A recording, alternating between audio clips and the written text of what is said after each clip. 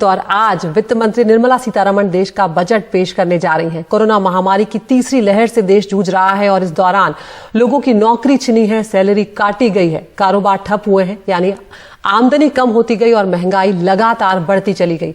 लोगों के हाथ में पैसा नहीं है जैसे बाजार पर, जिसका असर भी हमने देखा है और इन सब ने अर्थव्यवस्था की रफ्तार को भी थामा है। ऐसे में आम आदमी ये उम्मीद लगाए बैठा है कि सरकार टैक्स में कुछ राहत देगी, कुछ छूट देगी। बेरोजगारी हमारे देश में विकराल रूप ले चुकी है। क्या सरकार इस बजट में कुछ ऐसे प्रावधान करेगी जिससे रोजगार के अवसर पैदा हो? ये एक बहुत बड़ा सवाल है। पिछले साल की तरह इस साल भी केंद्रीय बजट पेपरलेस होने जा रहा है। 5 राज्यों में चुनाव है। ऐसे में सरकार ऐसा बजट नहीं लाना चाहेगी जो उसे चुनावी नुकसान पहुंचा दे। तो क्या जिस तरह से कहा जा रहा है कि सबको छोटी छोटी खुशियां देने की सरकार कोशिश करेगी, ऐसा होगा? निर्मला सीतारमण का बजट, इसके लिए बस कुछ ही घंटों का अब इंतजार रहता है।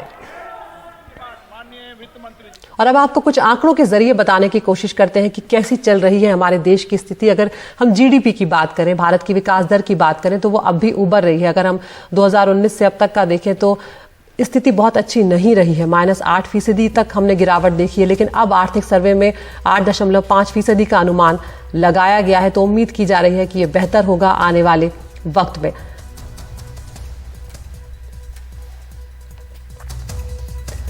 अगर आगे बढ़ेंगे, डिसइन्वेस्टमेंट की बात करें, विनिवेश की बात करें, तो बड़े बड़े वादे यहाँ पर हम जानते हैं कि किए गए, लेकिन किस तरह से चीज़ें आगे बढ़ी हैं वो भी यहाँ पर समझना ज़रूरी है कि 1,07,5 करोड़ जो है उसकी स्थिति रही है यहाँ पर वास्तविक, लेकिन लक्ष्य जो है वो उसके हिसाब से 92% की कमी रही है। हम आपको लक्ष्य दिखा रहे हैं कि 1,07,5 लाख करोड़ का 1.75 लाख करोड़ का लक्ष्य था, 92% की कमी आई है और 0.14 लाख करोड़ जो है वही हम यहाँ पर पहुँच पाए। तो स्थिति बहुत अच्छी नहीं है। हम ये विनिवेश की बात कर रहे हैं। कंस्ट्रक्शन की अगर बात करें तो सबसे बुरी तरह प्रभावित हुआ है ये क्षेत्र। सामान्य वृद्धि जो है यहाँ पर वो आप अंदाज़ा लगा सकते हैं। 2019 में -24%, उसके बाद -7.2% और अब जो है स्थिति बहुत अच्छी नहीं है। अलग अलग सालों की स्थिति आपको दिखा रहे हैं और अभी माना जा रहा है कि आने वाले वक्त में ये बेहतर होगी, यही सरकार अनुमान लगा रही है। इस साल स्थिति थोड़ी बेहतर हुई है 2021-22 के हिसाब से अगर देखा जाए तो।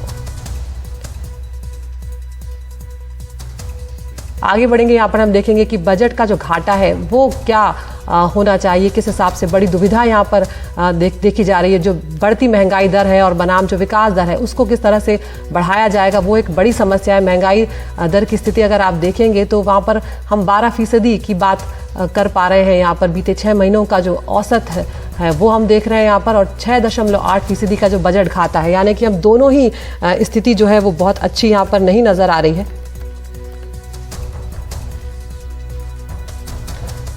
और यहाँ पर अगर हम बात करें कि वैक्सीनेशन की टीकाकरण से जो लक्ष्य था उससे हम काफ़ी पीछे चल रहे हैं। सरकारी लक्ष्य जो था वो दिसंबर तक 100% टीकाकरण का था, लेकिन अगर वास्तविकता की हम बात करें तो 62% टीकाकरण ही हो पाया है उन लोगों का जो एलिजिबल हैं, जो कि बालिग थे वो लोग। और अब जाकर कुछ वक्त पहले बच्चों का टीकाकरण शुरू हुआ है। तो जो कमी है वो बहुत भारी कमी है और सभी बालिगों को ही यहाँ पर है, उसमें से 62% को टीका लग पाया है।